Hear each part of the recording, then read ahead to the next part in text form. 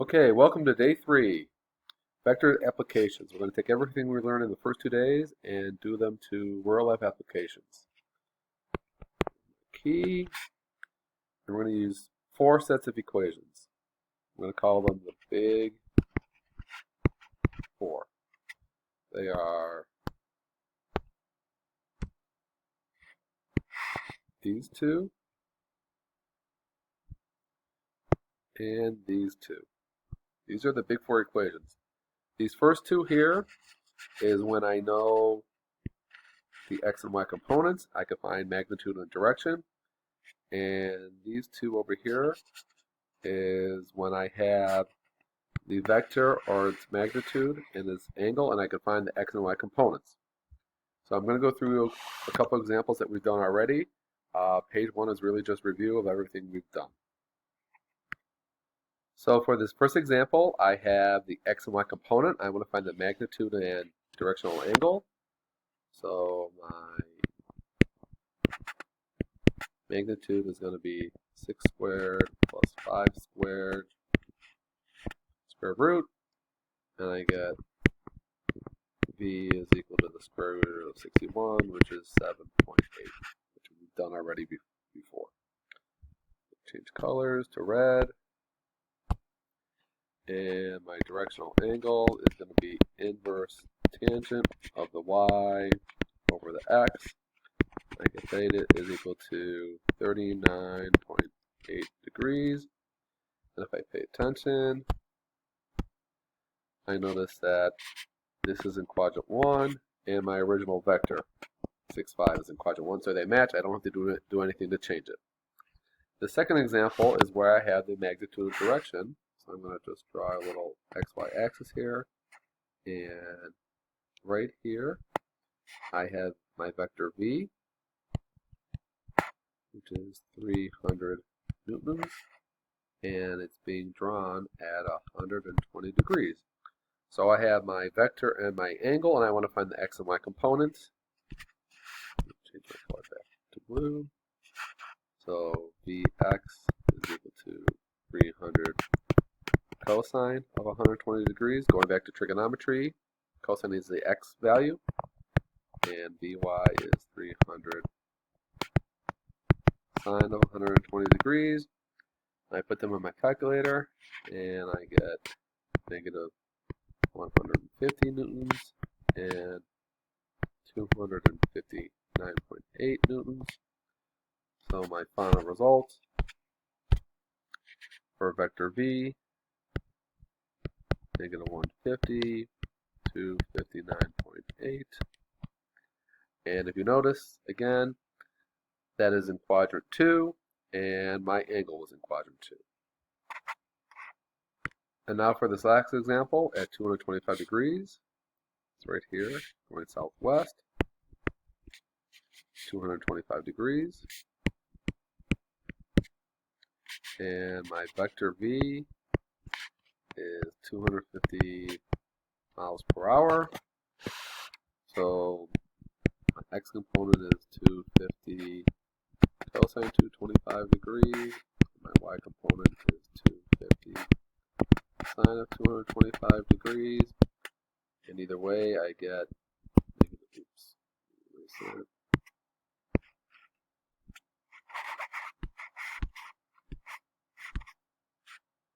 I get, oh my goodness, I'm terrible.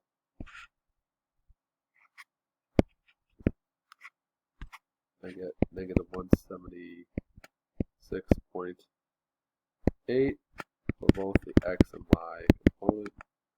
So my vector v is negative 176.8, negative 176.8, which is in quadrant 3, and 225 degrees is in quadrant 3. Okay, that's the end of page 1. So why do we write things in component form? We write things in component form so we can add vectors. We can combine vectors by adding their x and y components. That's what we're going to be doing. Breaking things down in component form and writing them in x and y components. So I'm going to call this vector A, which is going to be 50 cosine 35 degrees, 50 sine of 35 degrees, and when I put that in my calculator, I get 41.0. I'm always going to round out to one decimal place, and 28.7. Change color. Here's vector B. I'm going to do it up here. Equals 70 cosine negative 75 degrees. 70 sine of negative 70 degrees. And I put that in the calculator, and I get 29.7, and I get, oops, that's bad. Erase. That is wrong. I get 18.1, comma, negative 67.6 for my x and y component. If you notice, this first one, positive positive, is quadrant 1, positive negative is quadrant 4, and they do match the angles.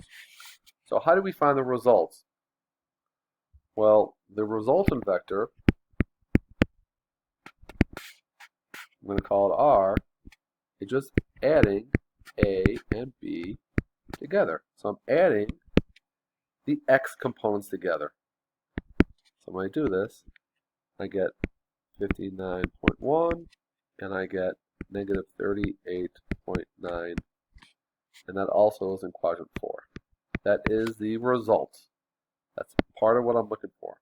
But I want to know exactly what is the result doing. In other words, what is the magnitude and the direction of the result of adding these two vectors together?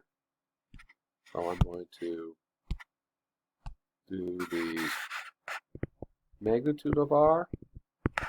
Again, it's just going to be 59.1 squared plus 38.9 squared. You don't need negative numbers when you do magnitude. Take the square root of that, and I get my magnitude is 70.8 newtons. And my theta, which I'm going to do in red, is inverse tangent of the y over the x. And it is important to use negative numbers here. And I get theta is equal to negative 33.4 degrees. Let me see if that is good. Well, that is in quadrant 4, and that does match what I had before. But if you want it to be a positive angle, and IXL only likes positives, I gotta add 360 degrees because that will make it a full circle around, and my theta could also be 326.6 degrees. That's also in quadrant 4. Okay, for the next example, I have an airplane flying. And here we go. An airplane is flying at 500 miles per hour. Call that A. 500 cosine 120 degrees. 500 sine 120 degrees. And when I put that in the calculator, I get negative 250.0, comma 433.0. Negative positive means it's in quadrant 2, and 120 degrees in quadrant 2. Let me do, now I have the wind blowing.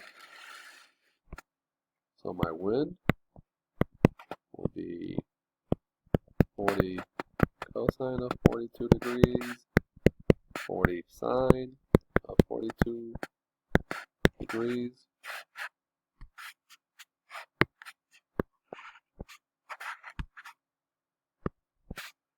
And when I get that, I get 29.7, comma 26.8, and 42 degrees is in quadrant 1, and so is this. But I want the result. So my result is adding vectors. I don't subtract for these real life applications. I add the vectors together, and my result is going to equal negative 220.3 and 459.8. And this is the component form of the airplane and the wind together. This is in quadrant 2. Now I want to figure out the speed and the directional angle. Well, speed is a fancy word for magnitude. Velocity is a vector. It has a number and a direction. A magnitude and direction. Speed is just magnitude. So I have to do the magnitude of r. I'm going to do 220.3 squared plus 459.8 squared, square root of that, and I get the magnitude of r is 509.9 miles per hour. So the wind has helped the airplane go a little bit faster. But my angle theta is equal to inverse tangent of the y over the x. And when I do my theta, I get negative 64.4 degrees. That is in quadrant 4. That does not match.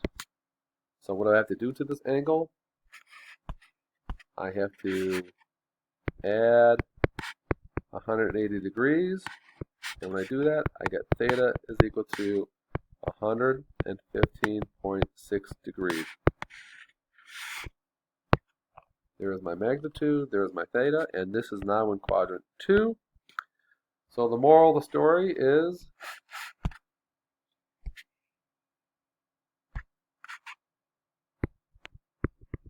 you're going a little bit faster, but you're off course. A pilot has to adjust for the wind when they're flying from Cleveland to Miami or wherever you're going, because the wind will blow you off course. They are constantly adjusting the plane as the flight is going on to make sure they're staying on the heading they want to go to. Okay, as you can see, I've done this last example, most of it already. I drew it out a little bit. The ship is at 12 miles per hour heading northeast, which is 45 degrees, and the current is southeast at 4 miles per hour, and southeast is at negative 45 degrees. I did my components. My result is adding the x and y components together, and my final result in component form is 11.3, 5.7, which is in quadrant 1. So now, when I want to figure out how fast is the ship actually going with the effect of the current, I can just do the magnitude. It's going to be 11.3 squared plus 5.7 squared, square root of it. And the magnitude of the ship is 12.7 miles per hour. So it's going a little bit faster than before. And the direction that it's heading is going to be inverse tangent of the y over the x, 7.3. And my heading is going to be 26.8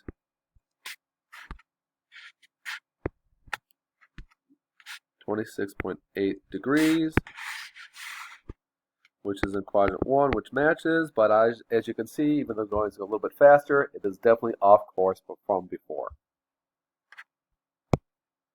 Okay, now we're going to handle problems when there is an an equilibrium or a standstill.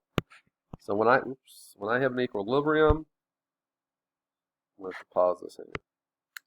Okay, sorry about that. I was saying whenever there's an equilibrium or a standstill, the sum of the forces in both the x and y components must equal 0. So I'm going to go through this example where I have force A, force B, and me, and there's a standstill. So I have to figure out how hard is me pulling.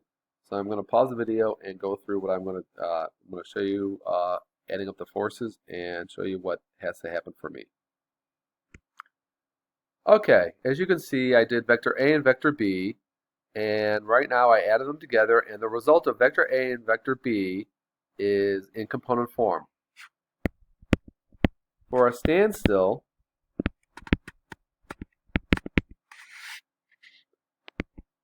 the vector me has to be equal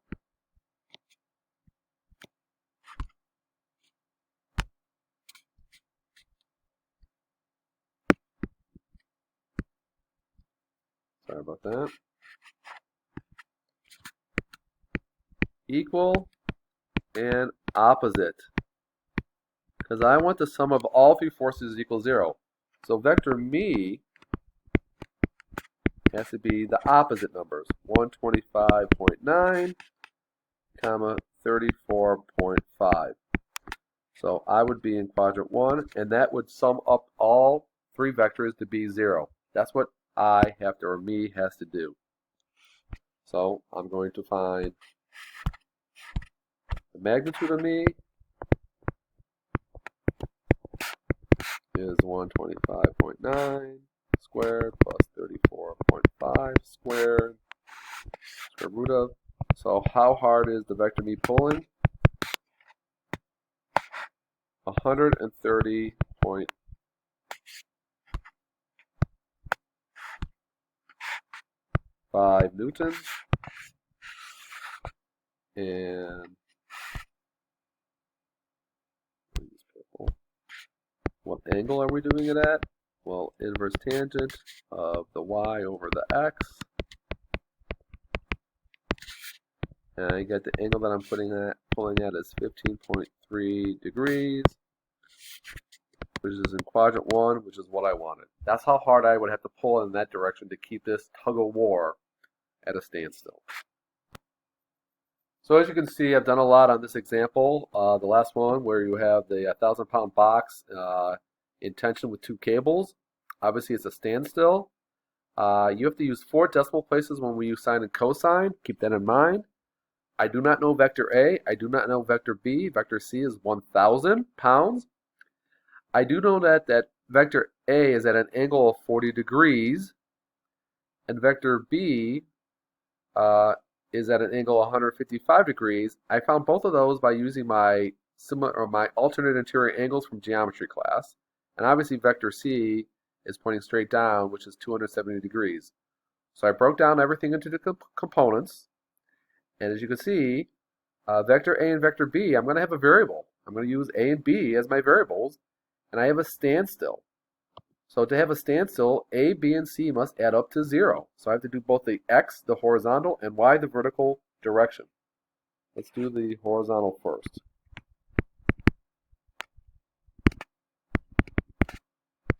So right now I have 0.7660A plus a negative 0.9063B is equal to 0 because there's no C value. I'm going to bring the A value over, so I have negative 0.9063B is equal to negative 0.9660A. And if I divide by negative 0.9063, I get B equals 0.8452A. I'm going to use that in a minute. Change color. So now I'm going to do the vertical. The vertical, I have to add up the A, B, and C. So I have 0.6428A plus 0.4226B minus 1,000 for C is equal to 0. But I can substitute in. I can use this value for B over here. So 0.6428A plus 0.4226.8452A. That's my substitution, and I'm going to bring 1,000 over to the other side. And multiply this out, 0.6428A plus 0.3572A is equal to 1,000. And lucky enough, those decimals add up really nice, and I get 1A is equal to 1,000, or A has a tension of 1,000 pounds. And then I can go back and substitute it in. So B will equal 0.8452 times 1,000. So vector B is 845.2 pounds is the tension on cable B. It is some work. It's working with systems and using Algebra 1 skills, but it is very doable. Remember to use 4 decimal places when you do sine and cosine of angles. This ends the video. Again, my handwritten notes are on my portal.